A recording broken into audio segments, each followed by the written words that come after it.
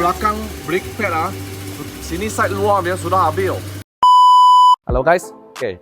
Yang ni datang sebuah Toyota Wheelfire. So kereta ni masa kita checking kita dapat satu problem dekat kereta ini. So kereta ni belakang dia punya brake kita dapat check dia ini brake pad dia sudah habis belah aja. Ini yang dalamnya. So kenapa jadi case macam ni? Selalu dia makan depan saja, dalam tak makan. Problem ini caliper pin dia sudah jam. Patut mau macam ni, dia boleh gerak.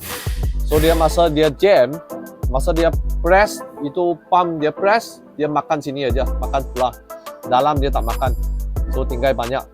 Okay, so nanti kita akan buat servis balik, atas bawah kiri kanan pun sama.